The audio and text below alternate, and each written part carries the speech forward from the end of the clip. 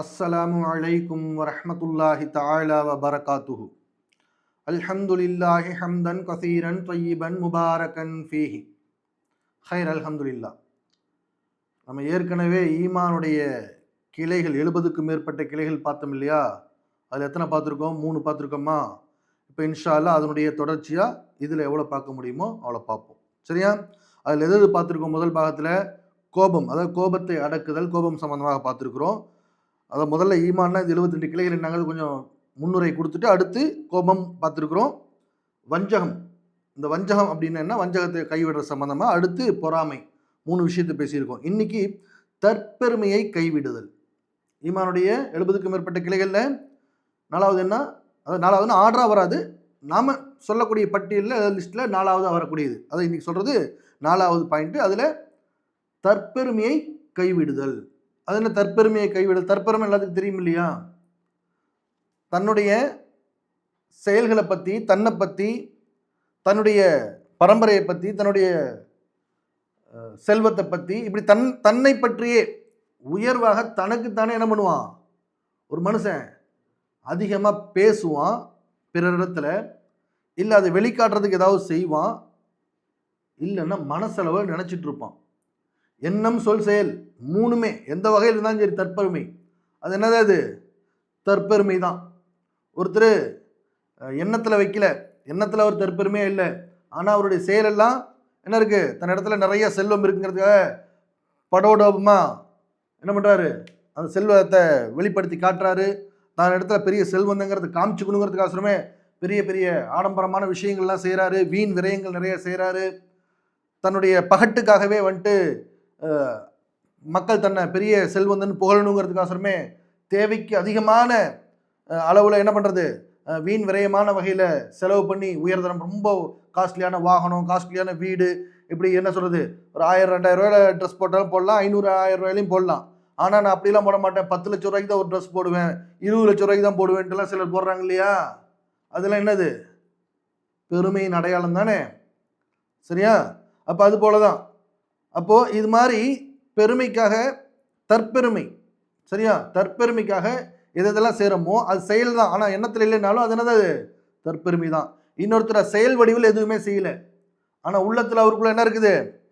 தற்பெருமை இருக்குது. நான் பெரிய ஆளுப்பா, என்கிட்ட என்ன இருக்குது? நிறைய செல்வம் இருக்குது அப்படின்னு நினைக்கிறாரு. இது செல்வத்துக்கு மட்டும் இல்லை, திறமையாகவும் இருக்கலாம். திறமையை கொண்டு தற்பெருமை, அது வெளிப்படுத்தி செஞ்சாலும் சரி, உள்ள தலைவில் வச்சுக்கிட்டாலும் சரி. சரியா? கல்வி, சரியா, கல்வியில் கல்வி இருக்கக்கூட அந்த ஞான செருக்குன்னு பாரதியார் கூட சொல்லுவார். அது குற்றமாகாது.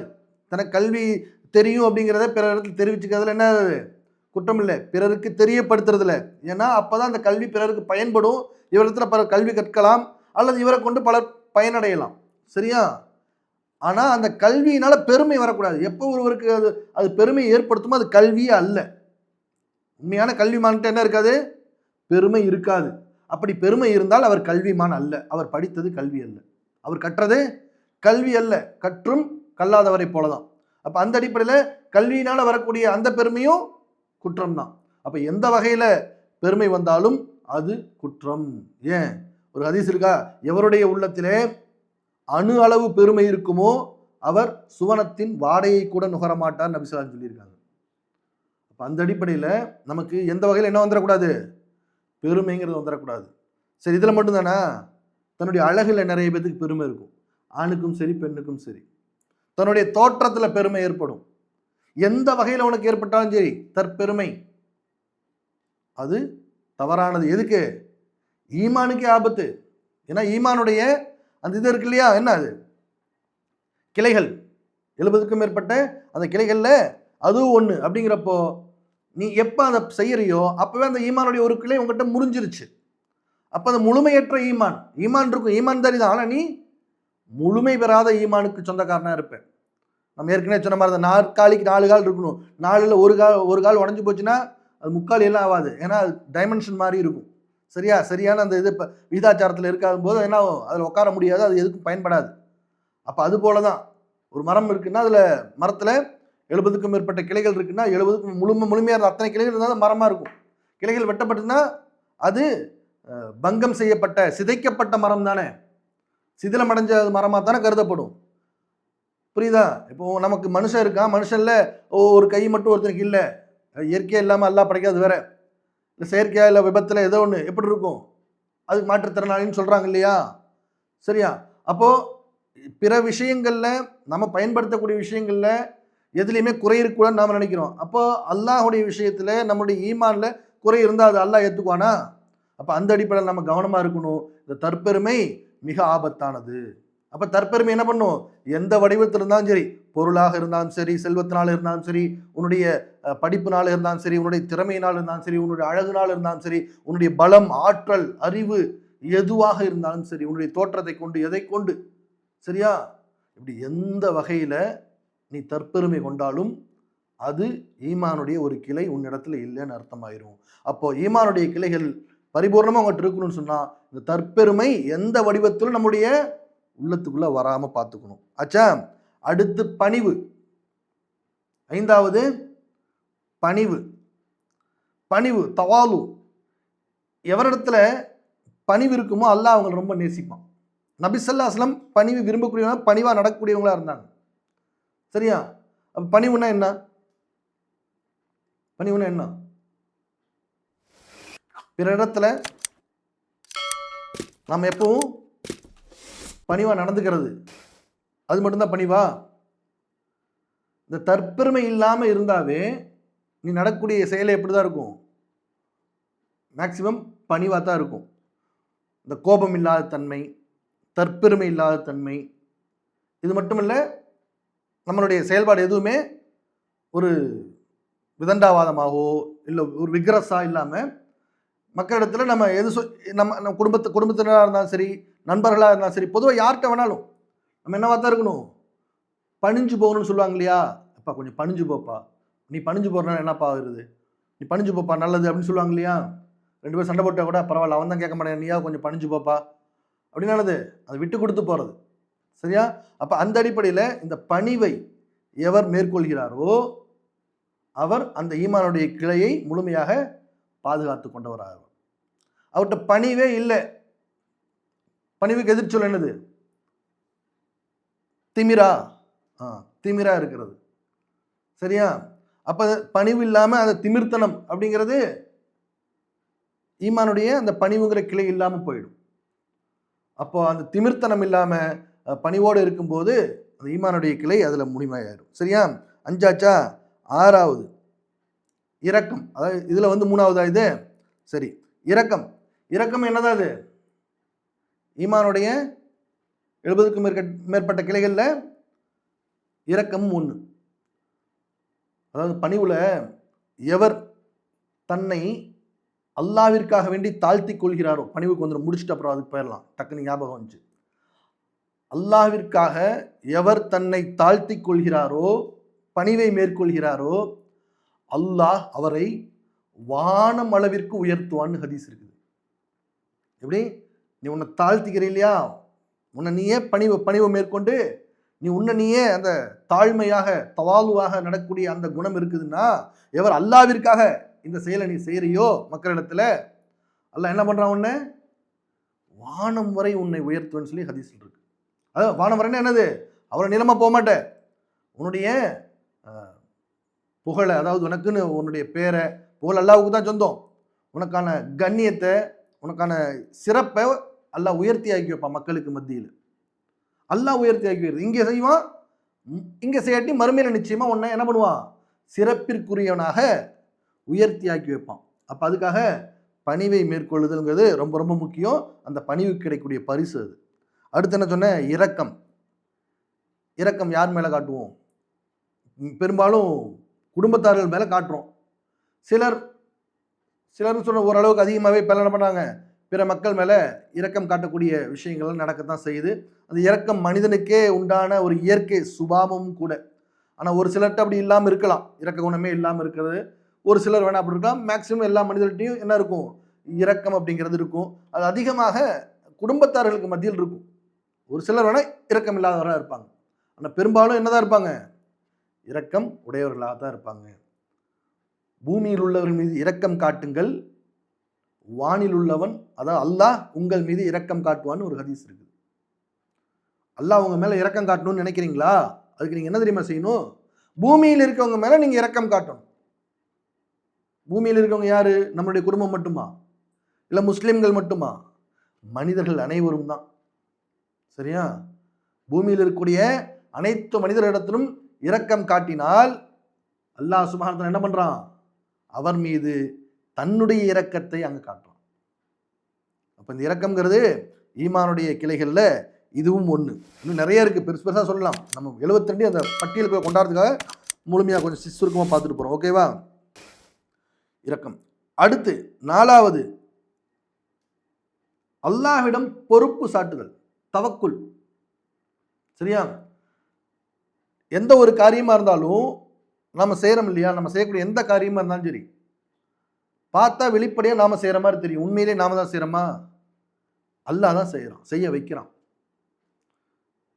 நீ ஒரு காரியத்தை செய்யறதா இருந்தாலும் உனக்கு அந்த காரியத்தை செய்யறதுக்கான அறிவையும் ஆற்றலையும் கொடுத்தது யார்? அல்லாஹ் கொடுத்த அறிவையும் அல்லாஹ் கொடுத்த ஆற்றலையும் அல்லாஹ் கொடுத்த உன்னுடைய உடலையும் வைத்து அந்த உடல்ல உனக்கான உயிரையும் அவன் தான் கொடுத்தது. இது எல்லாம் அவன் கொடுத்ததை வச்சு நீ செய்யும் போது வெளிப்படையில் பார்த்தா நீ செய்யற மாதிரி இருந்தாலும் உண்மையிலே யார் தான் செஞ்சா? அல்லாஹ் தான் செய்யறான். அப்படிதானே? அப்போ இத ஒரு மனிதன் என்ன பண்ணும்? உணரணும். ஒவ்வொரு காரியத்திலையும் நீங்க சம்பாதிக்க போறதா இருந்தாலும் சரி, ஒரு தொழில் செய்யறதா இருந்தாலும் சரி, ஒரு வியாபாரம் செய்யறதா இருந்தாலும் சரி, உங்களுடைய குடும்ப விஷயங்கள் எதுவாக இருந்தாலும் சரி, சரியா? நல்லது கெட்டது நீங்க உங்க வாழ்க்கையில செய்யக்கூடிய அனைத்திலும் நீங்க விளங்கி வச்சிருக்கணும், இதெல்லாம் யார் தான் செய்றா? அல்லாஹ். அல்லாஹ் தான் செய்றான். நம்ம வாழ்க்கையில நடக்கக்கூடிய அனைத்தையும் அல்லாஹ் தான் செய்றாங்கிறது விளங்கி வச்சிருக்கணும். அப்ப அல்லாஹ் தான் செய்றாங்கிறப்போ அதுல நமக்கான ரோல் என்ன? நமக்கான ரோல் என்ன? பொறுப்பு அல்லாஹ்விடத்துல ஒப்படைச்சிட்டு நம்மளுடைய ரோல் அதுக்கான முயற்சியை செய்யறது தான் நம்மளுடைய ரோல். முயற்சி நம்முடையது, முடிவு அல்லாஹ்வுடையது. அப்ப அல்லாஹ்விடத்துல நம்ம என்ன பண்ணணும்? முழுமையாக தவக்குல் வைத்து அதை பொறுப்பு சாட்டக்கூடிய அந்த குணமுறவரா இருக்கணும். உதாரணத்துக்கு வீட்டை விட்டு கிளம்புறோம். வீட்டை விட்டு கிளம்பும்போது வீட்டை நம்ம பூட்டிட்டு பிஸ்மில்லாஹி தவக்கல்து அலல்லாஹி லா ஹவ்ல வலா குவத்த இல்லா பில்லான்னு கிளம்புவோம். அப்படின்னு என்ன அர்த்தம்? அல்லாஹ்வின் திருப்பெயரால் அல்லாஹ் மீது ஆதரவு வைத்தவனாக, அல்லாஹ்விடத்தில் பொறுப்பு சாட்டியவனாக நான் கிளம்புறேன். அதாவது சகலத்தும் இயக்கமும் லா ஹவ்ல வலா குவத்த இல்லா பில்லா,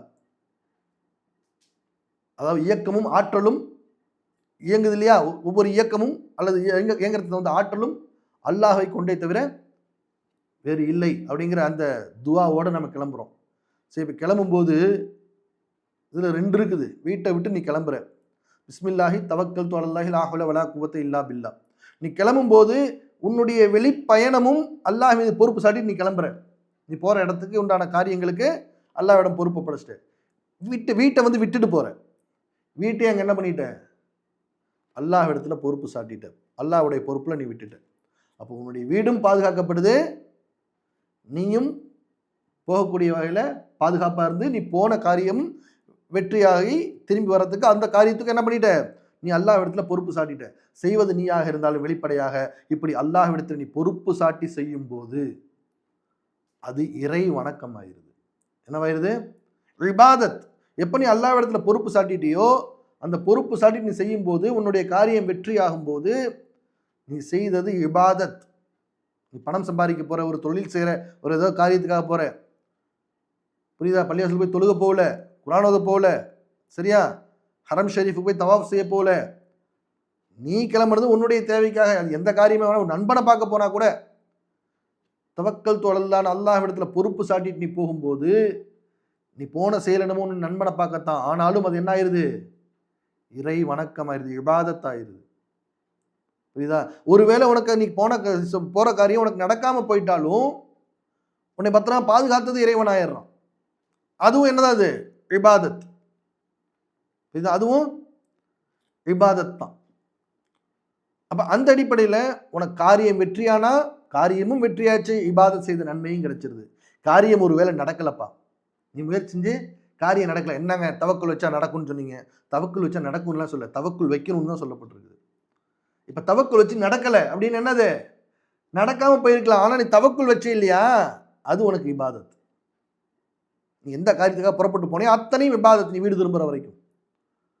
அந்த எந்த காரியத்தையும் நீ அல்லாஹ்விடத்தில் பொறுப்பு சாட்டி அந்த காரியம் முடிகிற வரைக்கும், முடிவுறா நிலையில் இருக்க வரைக்கும் அத்தனையும் அது இபாதத் தான்.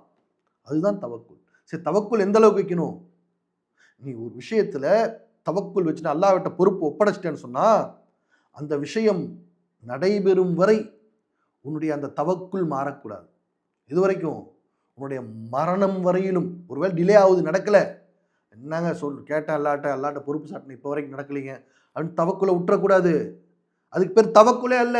உன்னுடைய ரூஹ் பிரியக்கூடிய கடைசி நிலை வரையிலும், அந்த நேரம் வரையிலும், அந்த வினாடி வரையிலும் நீ அல்லாஹ் நிச்சயமாக அல்லாஹ்விடம் நான் பொறுப்பு சாட்டியிருக்கேன், அல்லாஹ் எனக்கு தருவான் நீ நம்பி இருந்தாயானால், ஒருவேளை நீ நினைச்சது நடக்காம போனாலும் முழுக்க முழுக்க அல்லாஹ்விடம் பொறுப்பு சாட்டிய காரணத்தினால் நீ முத்தவக்கிலீன்களின் ஒருவனாக அல்லாஹ்விடத்தில் ஆயிருவ. அதுக்கான தரஜா அல்லாஹ் மறுமையில உனக்கு மிக உயர்ந்த முத்தவக்கீலின்களுடைய சஃப்ல அல்லாஹ் அவனை நிக்க வச்சிருவான். அப்பேற்பட்ட தரஜாவை தந்துருவான். அப்ப அப்பேற்பட்ட தரஜாவை பெற்றுத்தரக்கூடிய அந்த தவக்குல் ஈமானுடைய கிளைகளில் ஒன்று. மொத்தம் இன்னைக்கு எத்தனை சொல்லியிருக்கிறோம்? நாலா? தற்பெருமையை கைவிடுதல், பணிவு மேற்கொள்ளுதல், இரக்கம் காட்டுதல், தவக்குல், அல்லாஹ்விடம் பொறுப்பு சாட்டுதல். 4. சரியா? இதுக்கு முந்தின பயான்ல 3 பேசியிருக்கோம், அது தனியாக வீடியோவாக இருக்குது. அப்போ அதில் 3, இதில் ஒரு 4, 7 ஆயிருக்குது. 10ல் ஒரு பங்கு முடிஞ்சிருக்குது. இன்ஷா அல்லாஹ் அடுத்த இதில் மறுபடியும் என்னங்கிறத பார்ப்போம். ஏன்னா கண்டினியூவாக சொன்னாலும் நமக்கு மனசுலையும் பதியணும் இல்லையா? அதனால் இன்ஷா அல்லாஹ் கொஞ்சம் கொஞ்சமாக இது என்னங்கிறத பார்ப்போம்.